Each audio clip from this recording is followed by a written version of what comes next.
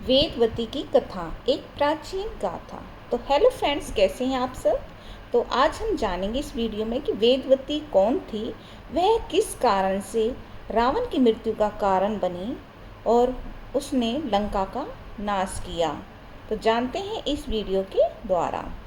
वेदवती एक तपस्विनी कन्या थी। वह महान तपस्या में लीन थी। उसका जन्म एक ऋषि कुल में हुआ। ऋषि कुश ध्वज उसके पिता थे। वह वेदों का गहन ज्ञान रखती थी, इसलिए उसका नाम वेदवती रखा गया। उसका जीवन पूर्ण साधना में बीता।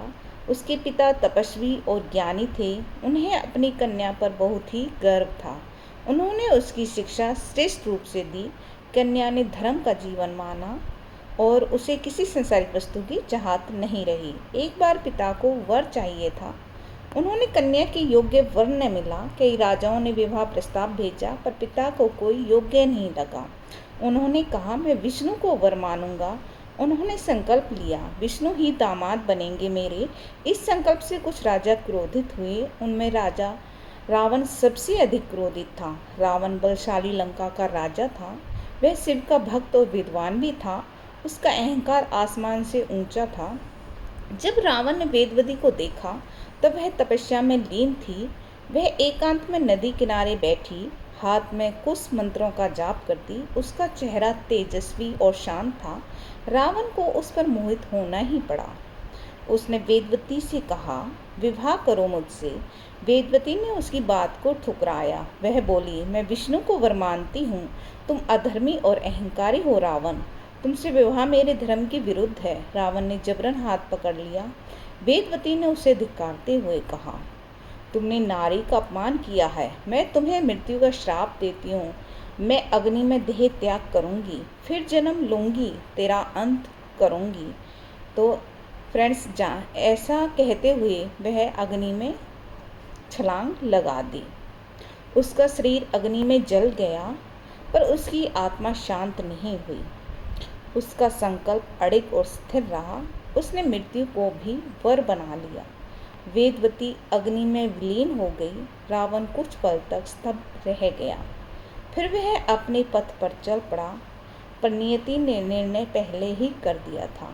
वेदवती ने हवन कुंड में छलांग लगा दी। उसका शरीर अग्नि में जल गया, पर उसकी आत्मा शांत नहीं हुई। उसका संकल्प अड़िग और स्थिर रहा। उसने मृत्यु को भी वर बना लिया। वेदवती अग्नि में विलीन हो गई। रावण कुछ पल तक स्तब्ध रह गया। फिर वह अपने पथ पर चल पड़ा, पर नियति ने निर्णय पहले ही कर दिया। युगों बाद अयोध्या में राम जन्मे। राजा दशरथ के 4 पुत्रों में सबसे बड़े राम। उधर जनक ने खेत जोता एक बार। उसी समय उन्हें एक कन्या मिली। कन्या हल की नोक से प्रकट हुई। उसका नाम रखा गया सीता कन्या। वह वेदवती का पुनर्जन्म थी। अब सीता का विवाह हुआ श्री राम से। वह राम के साथ वनवास गई। दंडक वन में रावण ने दर्शन किया। उसने फिर सीता को देख लिया। इस बार भी वही मोह जागा। रावण ने चालाकी से छल किया। उसने मारीच को सोने का हिरण बनाया। राम और लक्ष्मण वन में चले गए। तब रावण ने सीता का चुपके से हरण कर लिया। सीता को लंका ले जाया गया। अशोक वाटिका में उसे रखा गया। वह राम को स्मरण करती रही। हनुमान उसके पास पहुँचे। एक दिन राम ने वानरों की सेना तैयार की। लंका पर भीषण युद्ध आरंभ हुआ। अंततः रावण राम के हाथों मारा गया। सीता ने फिर से एक बार अग्नि परीक्षा दी। राम ने सीता को स्वीकार तो कर लिया, पर जन समाज ने प्रश्न उठाए सीता पर। राम ने धर्म के लिए निर्णय लिया। सीता को वनवास देना पड़ा दोबारा। फिर वह वन में एक आश्रम गई। वहाँ वह वाल्मीकि आश्रम में रही। उसने लव कुश को जन्म दिया। वहीं समय आया जब सत्य सामने। राम ने सीता को पुनः बुलाया। सभा में सीता ने धरती को पुकारा, यदि मैं सच्ची हूँ मुझे ले लो। धरती माँ ने सीता को समा लिया। वेदवती का चक्र पूरा हो गया। समय आया जब सत्य सामने। राम ने सीता को पुनः बुलाया। सभा में सीता ने धरती को पुकारा, यदि मैं सच्ची हूँ मुझे ले लो धरती माँ।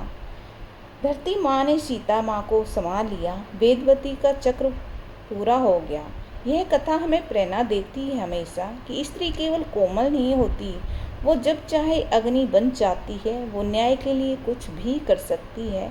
वेदवती इसका सर्वोत्तम उदाहरण है। उसकी तपस्या व्यर्थ नहीं गई कभी। उसने अपना वचन निभाया पूर्ण रूप से। वह सीता के रूप में अमर हुई। हर युग में वह फिर जन्म लेती है। अगर आपको मेरी वीडियो पसंद आई हो तो प्लीज़ लाइक शेयर सब्सक्राइब करना ना भूलें, और ऐसी ही अनोखी और अलौकिक कहानियाँ सुनने के लिए आप मेरे चैनल को सब्सक्राइब कर सकते हैं। और आपका एक लाइक हमें मोटिवेट करता है। आप हमें लाइक करें ताकि हम अलग से